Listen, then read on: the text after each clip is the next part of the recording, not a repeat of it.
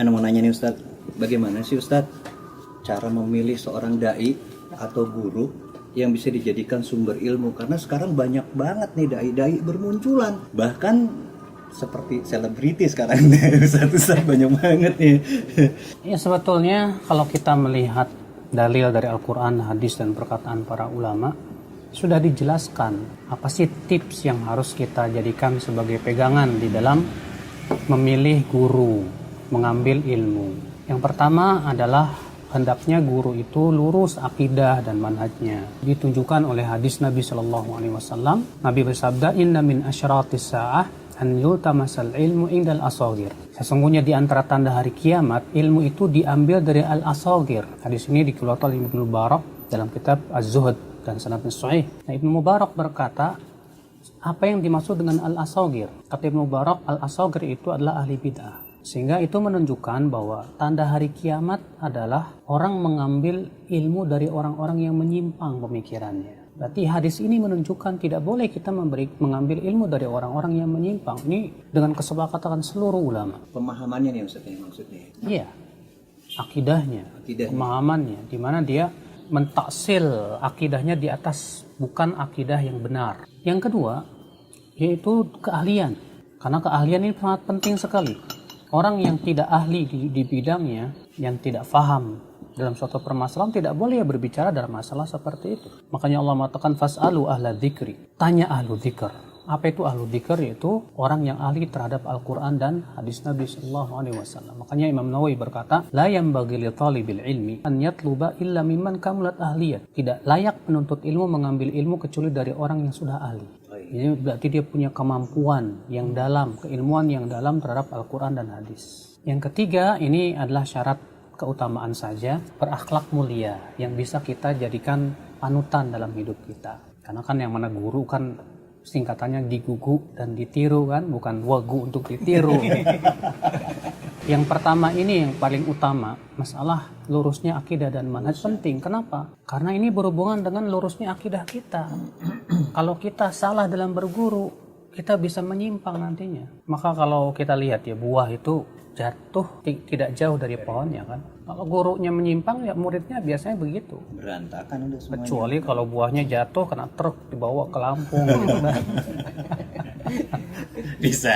Iya. Makanya Ibnu Umar berkata, dinak, agamamu jagalah, agamamu jaga. Fa inna ma huwa damuka wa lahmuk. Kenapa?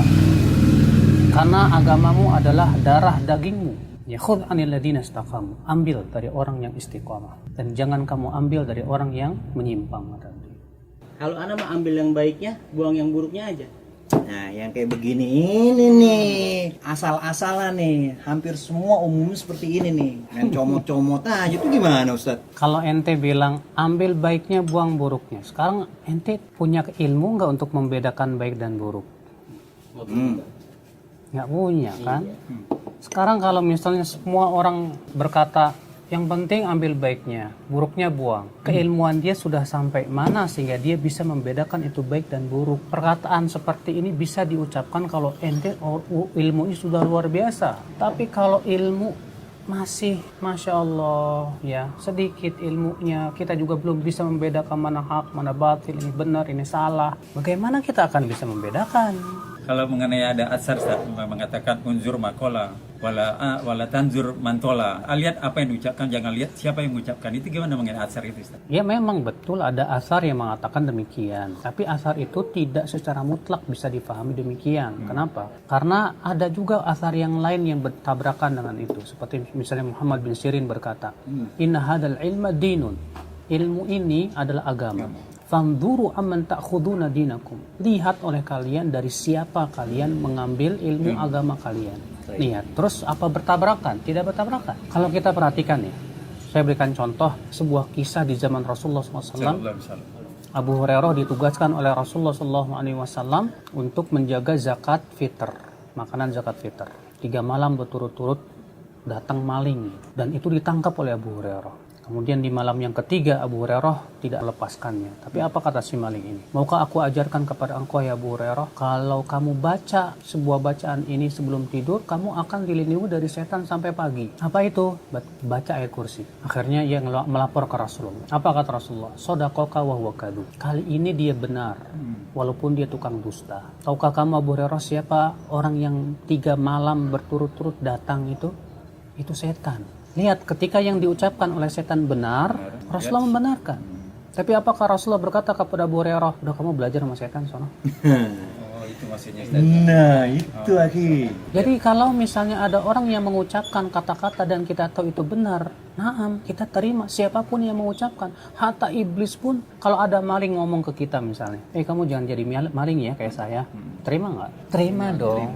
Tapi kalau kita bersimpuh menuntut ilmu, nggak bisa kepada sembarangan orang. Harus bisa membedakan ya Ustaz. Iya, kalau kita bersimpuh menuntut ilmu, kenapa? Kita akan mengambil ilmunya. Maka dia harus orang yang mumpuni. Dia harus lurus akidah dan manhajnya.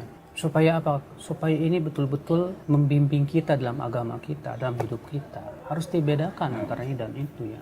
Alhamdulillah. Nambah.